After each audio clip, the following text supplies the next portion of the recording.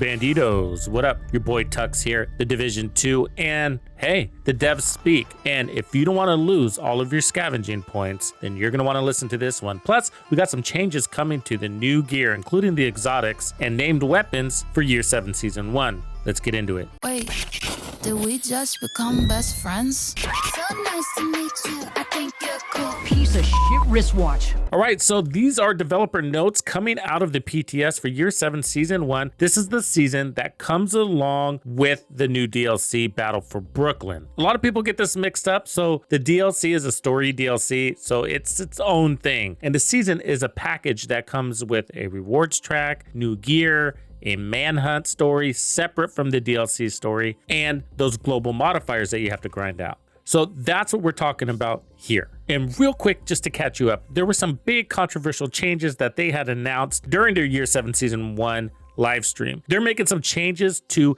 how scavenging points work. Scavenging points are on your watch, and they act as a currency that you can use to purchase basic resources that are essential for optimizing your gear or adding expertise. And for many, many years, we've been using mules to manage our resources because these systems, these workbenches, are very resource intensive. It's the real grind in the game. So that caused a lot of controversy, and the devs have something to say about it. Let's see. They say, hello agents, thank you for providing detailed feedback on Year 7 Season 1 PTS. We're very happy to be entertaining Year 7 of content, and we hope to always count on your help to identify areas for improvement in our updates. We've analyzed your responses and would like to share some insights and outline the next steps in the process. Here's the high-level summary. Spend your scavenging points before Year 7 Season 1 starts. That's on May 27th. This is important. We were wondering how this was going to pan out, and this gives us clarity. So once the update goes live, points will be account bound and cannot be used more than one time in total. Right now, if you have 4 characters, 1 main and 3 mules, and your watch is 15,000, you can go to each character and spend those points on the same pool of resources that everybody can share, because all your characters share resources. So if your watch is 15,000 SHD, then you have potentially 60,000 points you can spend on resources. Now what they're doing is combining all that. So if your watch is 15,000, you only have 15,000 potential scavenging points that you can spend on resources that all your characters can share. That's a big difference, right? And that's what they mean by account bound. You have one pool of scavenging points that all 4 can access. New scavenging points will be gifted to your account based on your level and will overwrite what you had before. If you have a watch at 15,000, but you only have 5,000 scavenging points in the bank, it's going to override it to the full 15,000, gifting you essentially a net 10,000 scavenging points. However, if you had 15,000 scavenging points on character 2, 3, and 4, you will have lost 45,000 points. So your net scenario in this case is a net loss of 35,000 points. These changes are all about ensuring fairness and balance, particularly following the release of the Brooklyn DLC, as the current system could turn into a paid advantage with the new DLC features. So what they're talking about there is they're releasing a new boost that will take you all the way up to level 40, which is the end game level where you get your watch. Currently in the game, you can only boost to level 30, and then you have to grind between 30 to 40 to get your watch, and then you get all those points. This is going to make it easier for new players to jump in the game and be on the same page with the rest of the players so that they can access the DLC. But if they didn't make any changes to the scavenging points, then people who have mules can create a mule, boost it to level 40, get all those watch points, spend it or pump it into the expertise system, delete that mule, and do it all over again without breaking much of a sweat. Below, you'll find a detailed explanation of the changes along with both short and long-term improvements we're working on. We're also going to see some balances and changes on gear, talents, and new weapons based on the PTS feedback. They're going into some depth on scavenging points. Hopefully you get the gist of what we're talking about here now. We noticed a strong reaction from the community regarding scavenging points. This is completely understandable, as the announced change will impact something that has been present in our game for a long time and has become part of the progression mechanic for many of you. Smart words there. They're starting out with some empathy. Okay, anticipating the launch of the Brooklyn DLC and the level 40 boost that comes with it, the decision was made to use this opportunity to tackle the issue. The system, as we know it, was never intended to give some players an unfair advantage or make others feel pressured to spend extra money just to stay competitive. They're talking about the mules. They're saying it was an unintended game feature. So Therefore, newer updates, particularly the level 40 update included in the DLC, which allows some players to fast track the progression through a purchase, required an overhaul of the scavenger point system. That's interesting wording right there. We were wondering how this level 40 boost included in the DLC will actually work. But it's interesting how they say, which allows some players to fast track the progression through a purchase. Well, we all have to purchase the DLC, right? If you want to play the DLC, we got to pay for it. So that's going to come with the level 40. But are they saying that we're going to have to purchase a level 40 update every time? It makes it sound like it's not an unlimited level 40 boost. In other words, if you create a character 2, 3, and 4, you're not going to be able to do that. I really want to see how this works. I hope we get some insight on it, but I'm not sure we will before they release. While just removing the old mechanic isn't the full solution, it's a necessary first step toward building a better and more balanced system. That's a good word there, right? Just getting rid of the mules isn't a full solution, because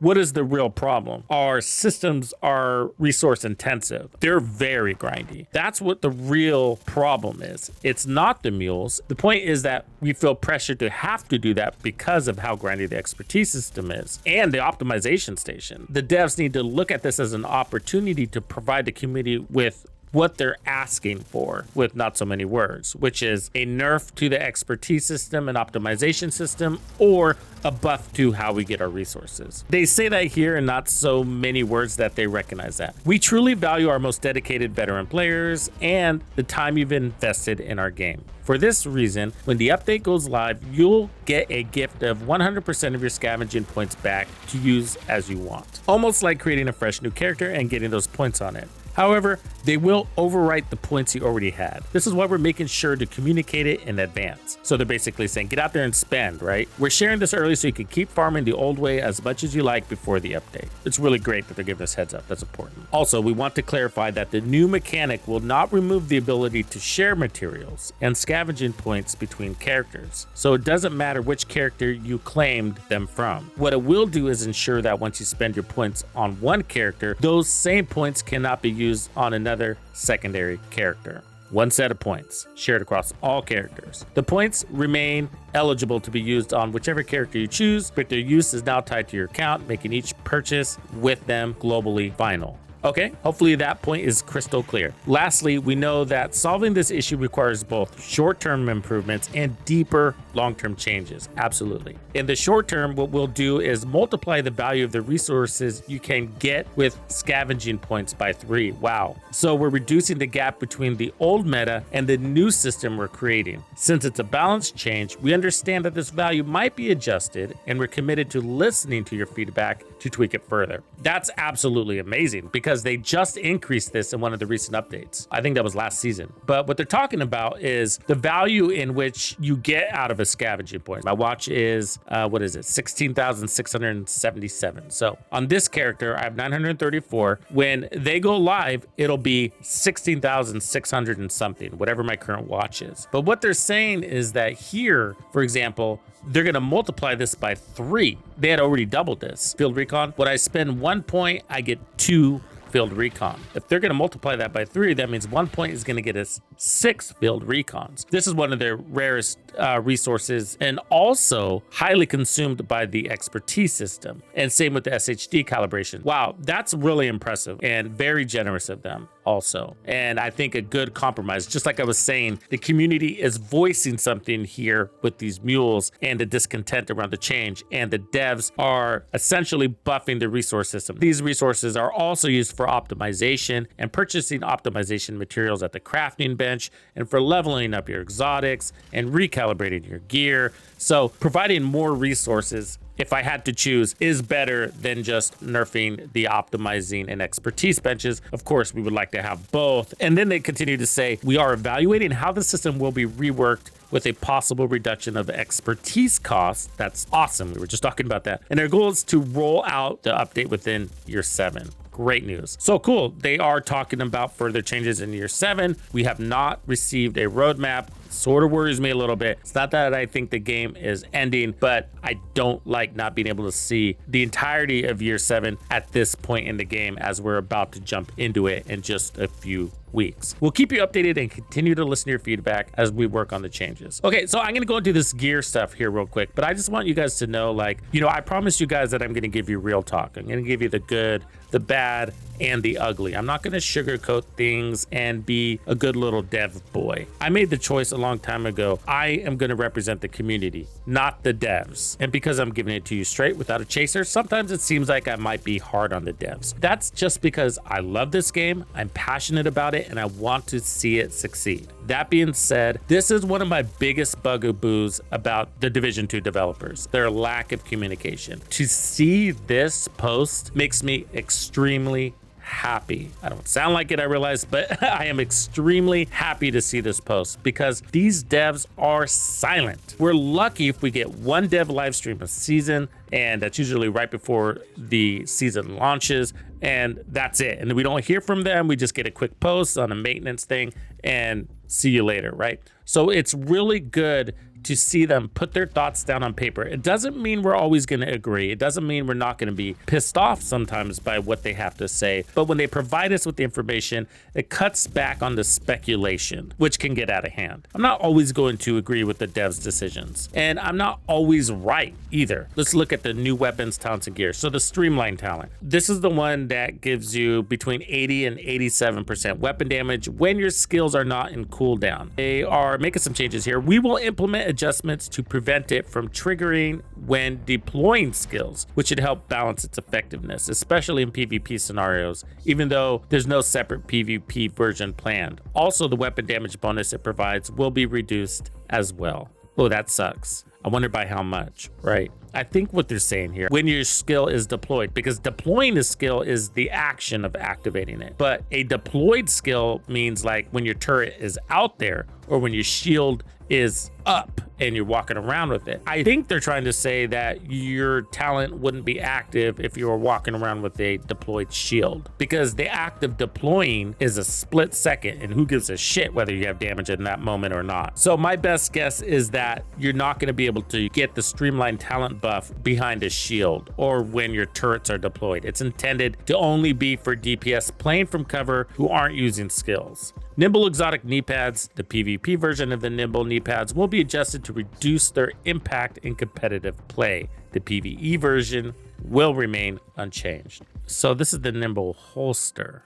Do you think they meant the holster? The exotic holster says, we see 5% repairs for every 1 meter run in cover to cover. Damage taken while doing a cover to cover is healed over 10 seconds. So they're making changes here. So let's just cover this real quick. So each kill with this weapon grants a stack of 50% mag size to the next magazine, up to 4 stacks. And this is on an RPK, by the way, which has a smaller mag for an LMG. And then we have weapon damage, more rounds, more crit chance, and more crit chance. So we made several adjustments to the PCON based on feedback. The weapons talent now offers a more impactful magazine size bonus per stack, but they're not telling us how much. Additionally, the optic mod now provides a stronger weapon damage bonus. The muzzle mod has been reworked to improve reload speed instead of crit chance. That's good. While the underbarrel mod now grants a significantly higher crit hit chance. Measured assembly gear set. So this is the one where there's going to be something that blocks incoming projectiles. So the cooldowns for the huddle talent have been reduced to improve responsiveness, with scaling also adjusted to better reward group coordination. Yeah, okay, so no specifics. The cooldowns are better. Let's take a look. So you're gonna get skill haste, repair skills, and then here's the talent huddle. So right now you get a skill tier for every agent, while at skill tier 6, having at least one ally agent in range of your hive or smart cover for 4 seconds will grant overcharge for 15 seconds with a 40-second cooldown. So at least once a minute, right? Mortars and enemy skills that enter the range of your hive or smart cover will be destroyed. Cooldown 30 seconds. Cooldown is 15% faster for each ally. This is the one we don't like. That seems like it's just not really gonna work. It's almost like it's geared for PvP, where somebody throws a grenade at your group. The reality is that these come in volleys, right? So if you're using this in Legendary, which I'd hope you'd be able to, you're gonna get 3 grenades coming at you at once. 2 drones or 3 grenades. And so, you know, if it's only gonna diffuse one of those grenades, then your whole squad is gonna get wiped by the next 2. So who gives a shit? When it comes to incoming explosives, it should just always be active. I don't think this would be overpowered if there was no cooldown and it just stopped all inbound explosives. The condition is that your team is going to have to be within range. And although it feels like sometimes that they're always throwing explosives at us, they're not. Some checkpoints don't have explosives at all. There's definitely a win and a lose by running measured assembly, the gear set. So I think they should just get rid of the cooldown on that. Final notes. We're confident that the upcoming season will be a great celebration and tribute to the roots of the Division franchise. As we return to Brooklyn with the DLC and experience the new features planned for Season 1, we hope you'll feel the same strong sense of nostalgia that filled our studio during development. We have a lot in store for the coming year, and we're excited to move forward on this journey with your support. Some of you may have noticed we've gone through some internal restructuring within the community team, and we're looking to build a closer relationship with all of you, making sure your voices are always heard and bringing you information and context whenever possible around the decisions we're making. Keep sending us your feedback, and we hope you have a blast when May 27th arrives. I think we all hope for that. So what do you guys think about the devs' thoughts here? Let me know in the comments, and don't forget to spend your scavenging points before the 27th. Easier said than done. Catch you on the next one. Thank you for hanging out with me. I'm Tuxedo Bandido, and if you found this video helpful, be sure to hit the like, subscribe, and turn on your notifications so you don't miss out on the good stuff I have coming for you. And if you like content like this, be sure to check out the video I have recommended for you right here. If you have anything you would like me to cover, be sure to let me know in the comments below. And thank you to all the channel members and donors who make things possible. Tux Nation wouldn't be the same without you. When you buy a game from Ubisoft, enter the creator code Tuxedo Bandido to support the channel. Easy peasy. Wait, did we just become best friends?